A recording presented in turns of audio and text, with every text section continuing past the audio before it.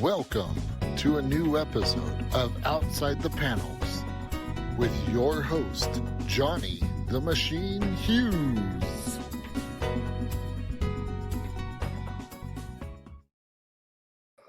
Welcome everyone to an episode of Outside the Panels. I'm your host, Johnny the Machine Hughes. Not only have I got a great Kickstarter to talk about, not only have I got a returning guest, one of my faves, I get to wear the proud green of the Miami Dolphins. Yeah, better not tell this guy. Last time I remember, I think he's an Eagles fan. Yeah, we're only one game behind. We'll see you in the Super Bowl. It's Anthony Stokes. Anthony, how's it going, man? That'd be a great Super Bowl, man. I'm with it. Well, it's all right. Got to wait a couple of weeks. It's going to be what, two away? I think 2 weeks away. Yeah, I think literally like 10 days. Very nervous. Very, very nervous.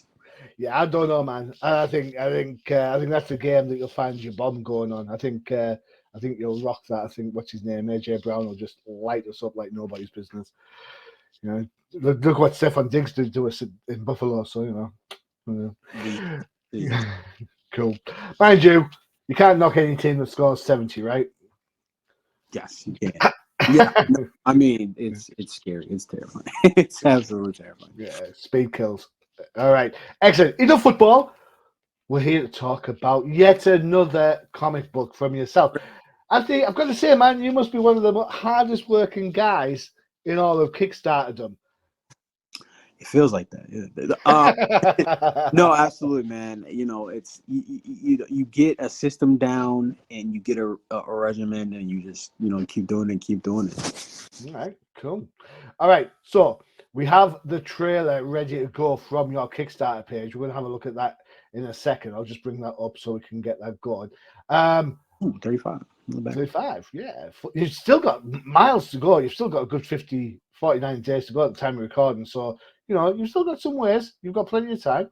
So we'll have a look at the video and then we'll go from there. Sound like a plan? Absolutely. Here we go.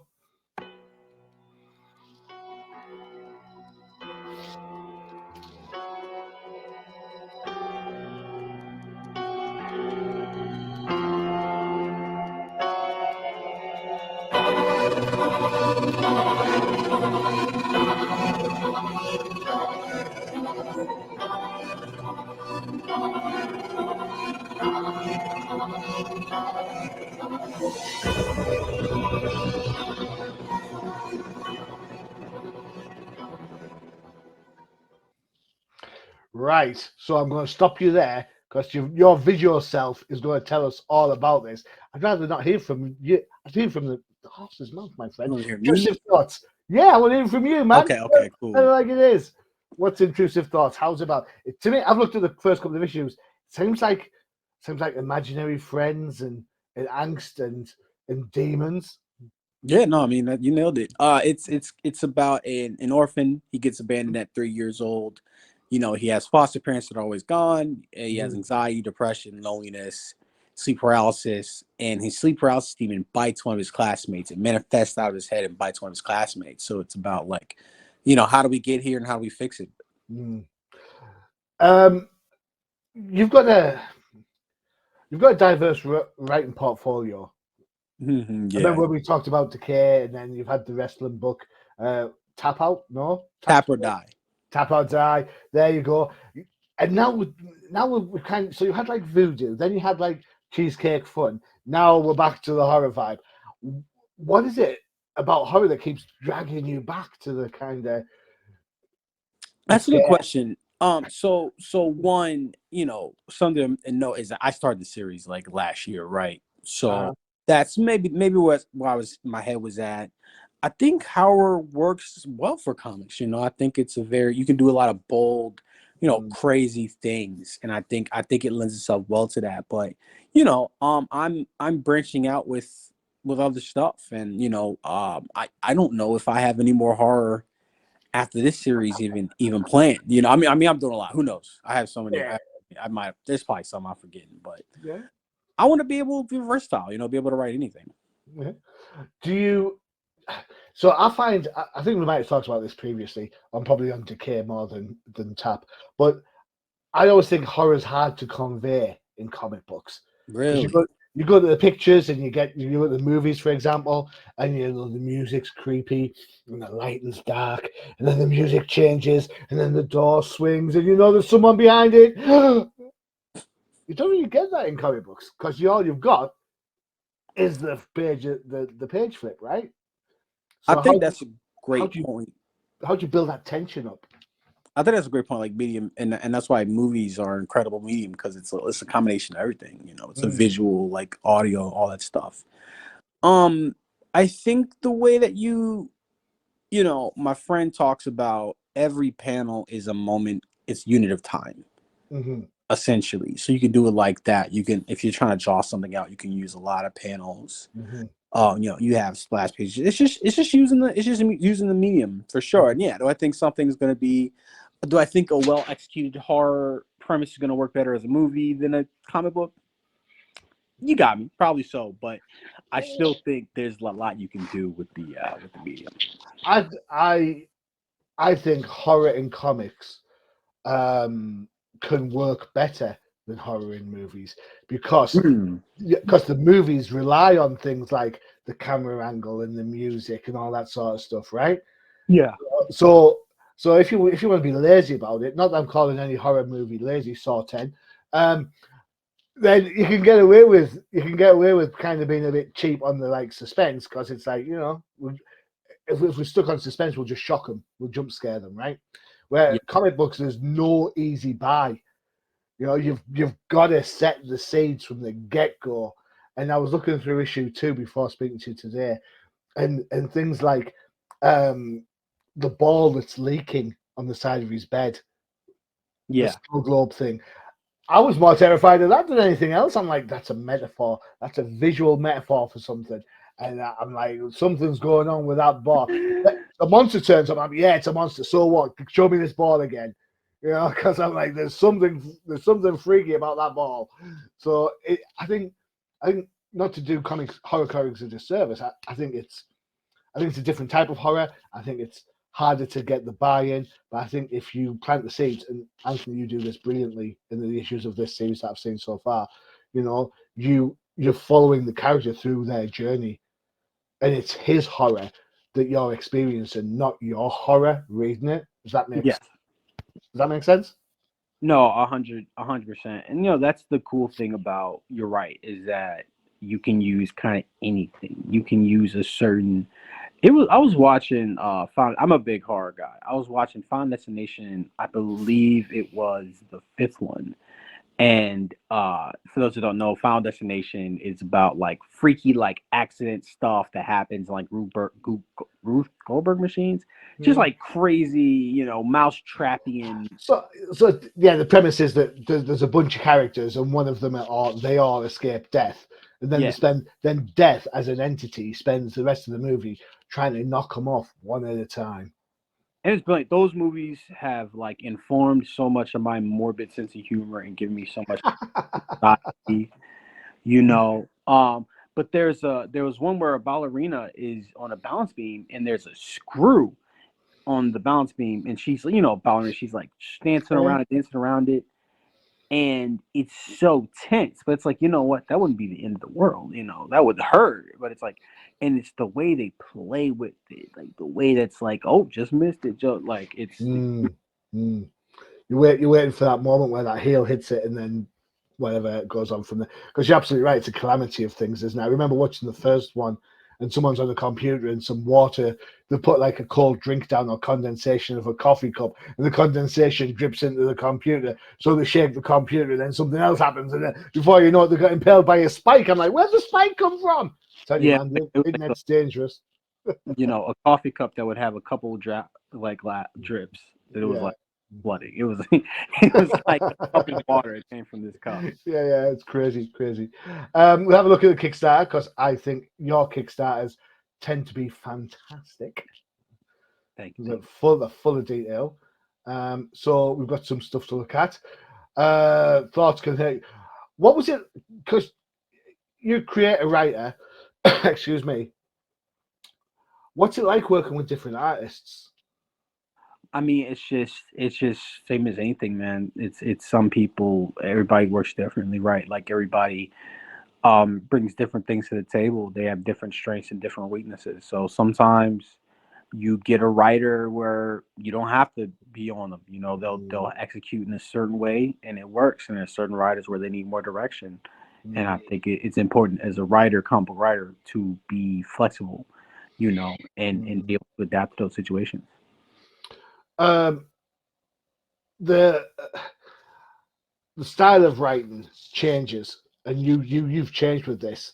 I feel that Decay was very wordy because you had to establish the relationship between the two main characters before one of them pops the clogs, and then they go to the voodoo idea to kind of bring that person back. Tap was very tongue in cheek, a little bit adult, a little bit cheesecake, you know, and that's kind of like, you know, that scratches an itch people have as well.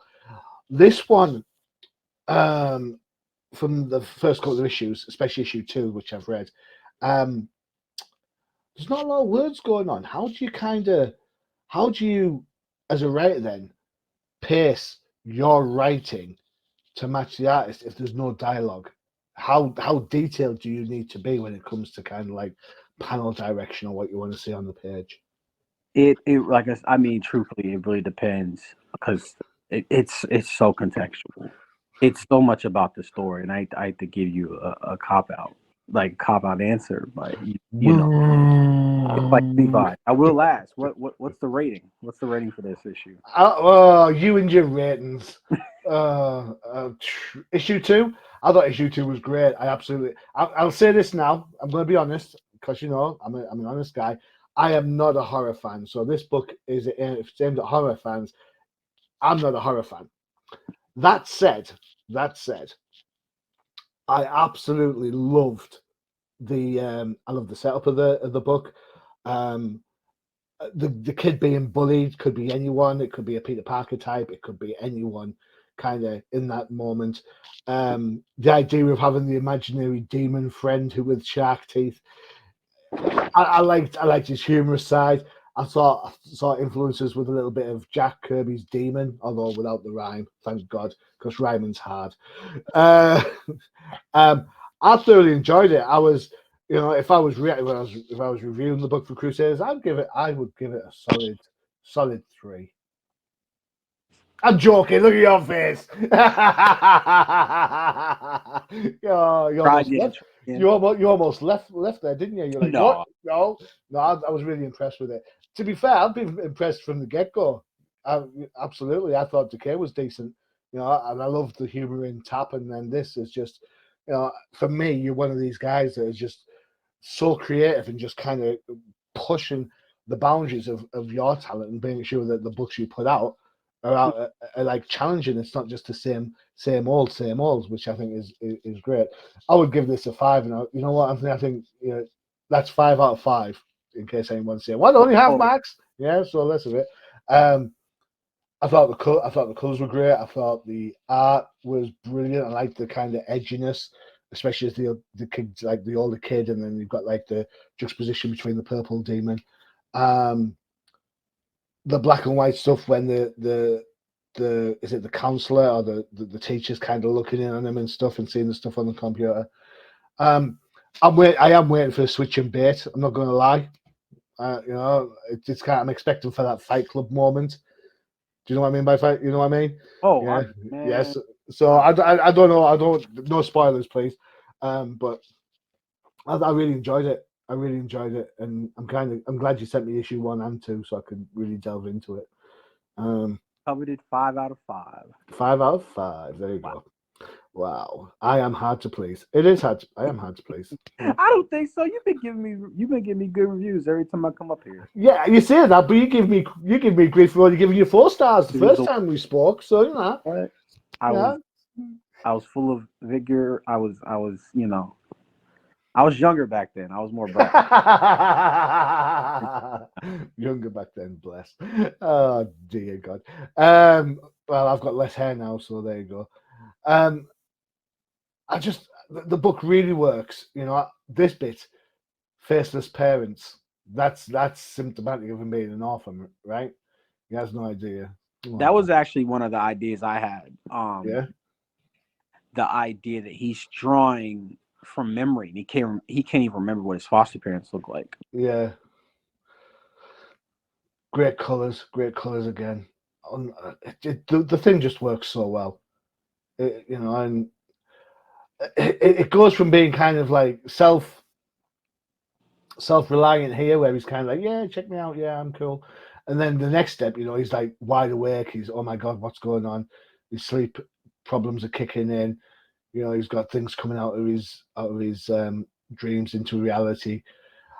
Was it intentional to try and create the humorous side of his playmate? Absolutely. So I wanted something that would change tones a lot. I wanted something that would keep people on their toes. Excuse me. Yeah. And that was always there. And I don't think it's you want to bend it, you don't want to break it. And I feel like at its core, it's still a horror story, but maybe things have gotten a little bit lighter. And I think even like the jokes that are there are pretty morbid. Like the very first one talking about the guy, the guy's stomach, and I think that's pretty, it's pretty gross and still pretty wild. Yeah, it works. I think there has to be that juxtaposition between the horror and the element. So so it's cool. Let's have a look at and see what we've got. So $5. I think $5 is a really good price. This is 32 pages, right? 32 pages, yep. 32 pages, so that's you're getting more bang for your buck. Excellent. Love the fact you've got a PDF to help all your international backers. How's it going internationally? Do you get loads of international stuff? A reasonable amount, yeah, absolutely, for sure. Cool. Let's see. $10 gets you the deluxe PDF, which bonus contents includes an exclusive interview. Excellent. I've got an interview now. I'm fine. 1 and 2 for $12. Digital catch up. That's a good call as well, because I mean, $12 for 2 comic books doesn't seem out of.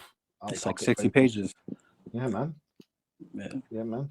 I've been seeing prices go up on digital books. I think I saw some for like $6 on digital, and I'm not sure. I guess everything's going up though, isn't it? So I think everything's going up. And I really don't want to not. You're a consumer, right? You have fair to voice however you feel, but it's so expensive. And if you're making like a really high quality book, you're paying for a lot. I don't have a problem with like $6 for a PDF. I agree. I just think, because I mean, excuse me, we're going to be in a situation where we're going to be paying that for the paper copies. Excuse me. I mean, what's a big 2 books now? $5, $5.50 now. And that's we all love bats, of course, but you think to yourself, how much disposable income do people have that can drop $5 on like a comic book now? It's crazy. I remember when comic books used to be chump change, but now, nope, that's not going to happen anytime soon. Yeah, with Kickstarter, you're really paying for a boutique experience. You're paying to help get made, for sure. And I think it's on us to make. You can do a lot of stuff to add value to a book that's nice, not necessarily cost prohibitive. And I think we need to do that so we can get people more bang for their buck. So we're using. On the main page, we've got the guy walking in the shadows and trying to chase him. I've got that as my backdrop for the pod. Love that panel. I love that page. I thought it was really, really good. I like that. Although I did see this grit down here, and the Batman Arkham player with me thinks there's a Riddler question mark behind there. But if you'd made that green, I would have been all over that like nobody's business. The variant cover, which we can see over here for $20. A little bit more cartoony, and I think it's a really good cover that shows the kind of humor that kind of exists. Yeah. It's when the laughter stops that you got to worry, I think, of what's coming next. But you always want to do something a little different, right? Like if you're for your covers to do this, every cover is a chance to pitch And this, I got a really great colorist, Fabi Marquez. Mm-hmm. And I mean, her colors are amazing, and she's really helping me understand the value of a professional coloring job. It just really, you can look at the jacket real quick. You can see the jacket has like I don't know. It's his jacket. his jacket. Like you can kind of even tell on the jacket. It's like the way the colors are. There's like changes in light. It's just incredible. I think you're absolutely right, Anthony. I think in the last 20 years, I think the amount of technology that goes to making colors work now is it's probably the biggest increase in comic production are the colors, without a shadow of a doubt. So I think that's a great sign of how great those colors can be. You know? Textures, man, textures. It's all about the textures. So much texture. Yeah. Let's see add-ons. Let's have a look at some add-ons. Do we have add-ons? There we go. Okay. Decay, love that. Tap or Die, love that. Did like that. That was a good call. Excellent. Is Tap or Die finished, or is it still ongoing? Oh no, it's still going. We're gonna get so much Tap or Die, man. Get so much. All right. Okay. Cool. And there you go. There's the full cover. It's worth saying that Tap or Die does have cheesecake elements, right? So if you like your comics a little bit cheesecake, that's probably where you're gonna go. I also think this is a great cover. Like, you know, your first cover is so important. Yeah. It's really what's gonna start the series. And I was looking at it, and I was like, man, this is really good. I might get this as a banner for my content, but we'll see. Yeah. Yeah, don't get the other one. Don't get the variant one. I think you'll get kicked out of a few places with that one. Depends on the con, you know. Yay! True that. You know what? I think talent-wise, I think you are up there. You are absolutely up there. The quality of your writing, the quality of the products you produce. You know, speaking to you the first time in Decay, you know, and the grief you gave me over only giving you 4 stars. But then you've just grown, man.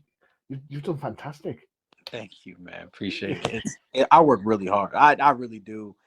And just trying to get better incrementally, trying to take massive steps. And I'm seeing a product for sure. All right. Okay. Cool.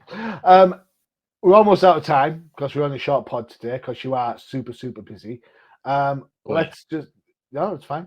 You're currently sitting. You're only 49. You've got 49 days left to go. So this has just started.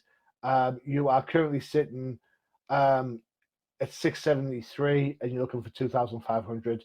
As I say, you've got nearly 50 days to go at the time of recording. You will absolutely smash that, I am sure. If you are interested to pledge, and you should be, because Anthony's a great writer, the story's great, the humor in there is great, everything's, you know, this could be a book that you would find in your comic store without a shadow of a doubt. You'd find this on Vault, you'd find this on Source, you'd find it on those type of companies that just put out. Bad Cave would put out great comic books, you know. So that's the level of quality you're getting. I feel.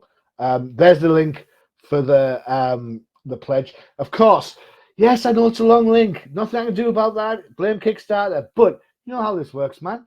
You go to Kickstarter, you type intrusive thoughts, and boom, it takes you there. How hard can it be, right? They've gotten better about that because you can Google the exact title on Google and it would not come up. It would be crazy. It used to be a jungle. I'm sure you'll be able to find the link though if you check out Anthony on Twitter. Yes, I'm old school. Yes, I'm still calling it Twitter. What are you going to do about it? Simple as. Yeah. So Anthony, we started talking about football. We'll end on talking about football before you get you going on. Let's have a little wager. Your project runs past the point of the Dolphins-Eagles game, right? Right. Well, I'll put up if you put up. If the Eagles beat the Dolphins, I will pledge $5 for a digital copy. Okay. What are you going to give me if the Fins win?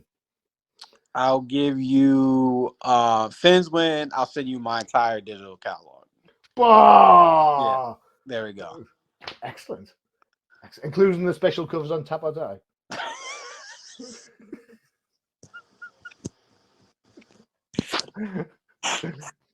Yes.